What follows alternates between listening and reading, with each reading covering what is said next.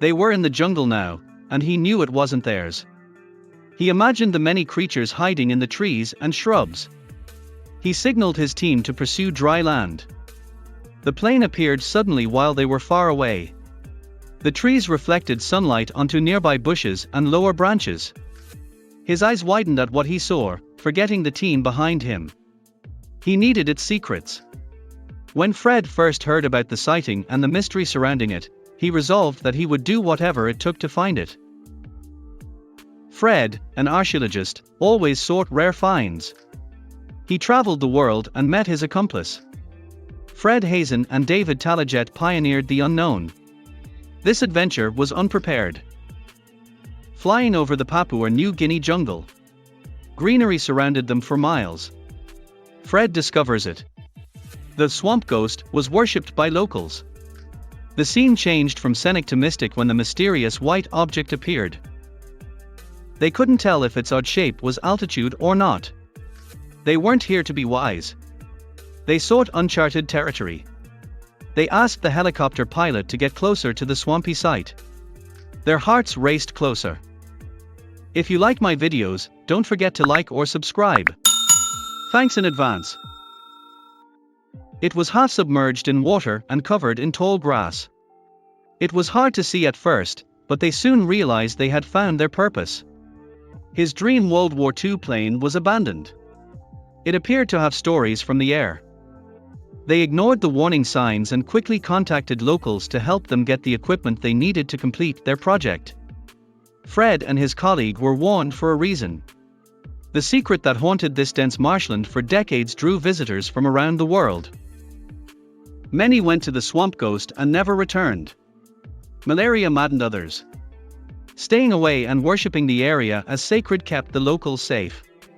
Papua New Guinean villagers know of the eerie blackened hulls of bombed-out debris from hundreds of crashed planes that lie camouflaged in their mountainous rainforests and lowland jungles, steeped in horrific history. Swamp ghost is the scariest. Even today, villagers report shapes rising up in the swamps, like mummies in a horror movie. Fred and David didn't care. They saw adventure in danger. They wanted to verify its curse. So the moment that all their equipment was ready, Fred and David brought their team out to the Papua New Guinea jungle to get started on their mission. They were in for more than a plane wreck. Although Fred and David explored many kinds of land, they weren't familiar with this particular swampy terrain. As they approached the mysterious aircraft, their energy drained. However, the desire to explore something unexplored for decades drove them. They were unaware that ghosts and curses were only the beginning. Fred caught a glimpse of something moving in the water as he drank from his flask. He stopped and stared at the movement. His mind raced with tales of crocodiles and giant anacondas in this jungle. He turned his head and saw nothing, but it was enough to have him shouting at his team to move forward to the dry land ahead. Their hearts pounded. The mysterious plane appeared. It reflected the sun so brightly that it seemed to be calling them to come over. The humidity and sun kept them warm after trekking through the swamp. Faster. Fred, David, and their team had already overcome one of their most daunting challenges. Just keep walking toward the bright light. The dense jungle took hours to traverse before they reached the site. The team stood in awe, silent. This plane's history was unknown. Fred and David were determined to discover its mysterious origins. As they stood within arm's length, they couldn't take in the details fast enough. It was a World War II plane from its structure. It was expected since Papua New Guinea was a war zone. War buffs visited Papua New Guinea annually to see the island's wreckage. It was the site of many battles between Australian, Japanese, and American military bases due to its strategic location. Fred and David anticipated a strong sense of history. This was unexpected. The swamp had been hiding a huge World War II airplane in excellent condition. It was so well hidden in the jungle that locals called it the swamp ghost and believed it was haunted. Why was a huge plane in the jungle? What happened? They'd discover. The plane's location likely prevented exploration. Deep swamplands made it nearly impossible to remove the aircraft for further study. Fred and David still tried to salvage and study the plane, move it, and restore it. Entering first. They entered the plane shaking with excitement. They hoped its interior would be preserved as well. They entered a ransacked building. The aircraft's mechanics and weapons had been stolen over decades. Luckily, David recognized parts of its story. David was a World War II veteran with extensive aircraft experience. Collecting and restoring military aircraft was his business. This mission was his main motivation. He owned B-25 Mitchell bombers and P-40 Tomahawks. This discovery was the best. David quickly realized that the swamped plane was the same type he had flown in World War II. B-17E Flying Fortress. In the 1980s, they tried to salvage the plane after learning more. In typical Swamp Ghost fashion, they encountered setbacks, taking decades to complete the difficult task. Fred's biggest dream was restoring the plane. Because it captured the imagination of people from around the world, he said. The plane was originally called the Flying Fortress. During a 1935 test flight, a journalist called the plane a flying fortress. Its history? How did the cursed swamp trap the plane? On the 6th of December 1941, the Swamp Ghost was sent on a special mission. It flew one of the first Second World War bombing missions instead of with the Kangaroo Squadron. Disaster struck. Japan invaded New Britain in Papua New Guinea. Swamp Ghost arrived first and suffered dire consequences. The Swamp Ghost attacked New Britain Island Japanese ships in February 1942. The majestic Swamp Ghost tragically died on its mission. The plane's bomb bay doors wouldn't open. They needed 2 passes to open their target. They attracted Japanese anti-aircraft fire. Swamp Ghost was dying.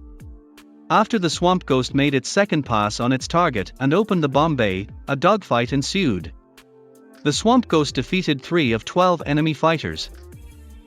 The Swamp Ghost was suddenly attacked. The plane survived, but one wing was severely damaged. It crashed in New Guinea due to fuel leaks. A punctured wing and massive fuel leak prevented the Swamp Ghost from returning to Port Moresby, New Guinea's capital. The pilot found a good crash landing spot.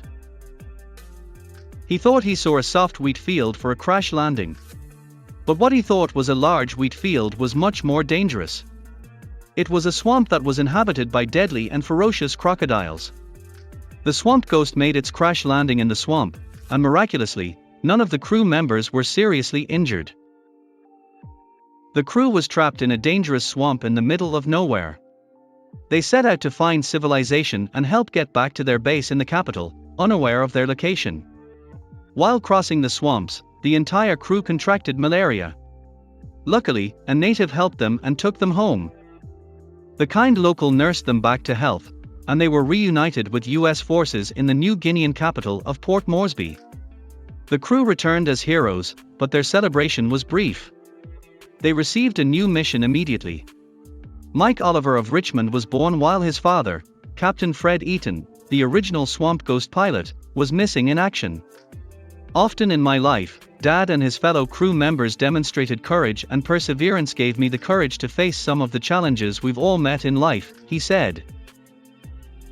The pilot and his crew fought humidity, malaria, and crocodiles for 6 weeks to escape the swamp and find help. What happened to their plane? The Flying Fortress was almost forgotten while the Swamp Ghost crew was reassigned. After the war, the Flying Fortress was forgotten, and everyone went home. For decades, the plane was only known to a few locals in the nearby areas. US forces completely forgot about the plane, and no effort was made to recover it from the wreck site. In 1972, Australian troops flying overhead rediscovered it. International media popularized the Swamp Ghost. Only 4 flying fortresses exist, and the Swamp Ghost was the most famous wreck over Papua New Guinea. In July 1992, historian McLaren Hyrie was crusading to have his government relinquish the Swamp Ghost, a historic US B-17E bomber so well preserved in Kunai grass and Maya that there was still coffee in cockpit thermoses when it was discovered. But no. The Swamp Ghost remained in the muck for 60 years, untouched and cursed. The Agambo Swamp Ghost was abandoned for 64 years. The Pacific Aviation Museum in Hawaii calls the Flying Fortress arguably the world's only intact and unretired World War II-era B-17E bomber. It's a unique aircraft that helped win World War II. The only B-17 in the world with battle scars. There was more. Since 1938, the B-17 was the third most mass-produced bomber. The Pacific War B-17 bomber attacked Japanese shipping and airfields. The strategic bomber dropped 640,000 tons of 1.5 million bombs on Nazi Germany. What about Fred and David? Roosevelt's modernization plan included the B-17 bomber. The U.S. Air Force phased out the B-17 bomber after the war. Most bombers returned to the U.S. were scrapped and melted down. Few bombers were used for transport, air-sea rescue, and photo reconnaissance. Fred and David finished salvaging in 2006, but it took 4 years to get permission to return the aircraft to America. The bomber was sacred to the locals. The Swamp Ghost had to be coaxed out. They appeased swamp spirits with a ceremony. The chief's decision to let Fred and David take the relic was unpopular. Augustin Bagassi, who happened to be the son of a local chief, set out to make sure that the B-17 bomber wasn't removed. He even organized a group to intercept the plane before it was moved to a barge offshore. Would Swamp Ghost survive? Fred and David, salvagers, said the villagers wanted money because the barge was in their waters. Bagassi and his gang were dispersed by police, whom they believe were bribed to get the plane out. Bagassi couldn't stop it anyway. Russian military helicopters lifted the Swamp Ghost. He watched helplessly as the barge lifted it. Bagassi said, "They should have given us money because it was our accustomed land. The plane brought tourists, but now nothing. That village is unnamed. If left there, it would have a name by now." Papua New Guineans lamented that one bureaucrat had given up their treasure. Since the U.S. Air Force gave up salvage rights for aircraft lost before 1961, they believed they owned the plane. Aviation enthusiast and blogger Justin Talon said the Swamp Ghost's removal was devastating for the area. He claimed treasure hunters stole it from the island. "It's a ghost," he said of the plane. The B-17 Flying Fortress debuted in Long Beach, California.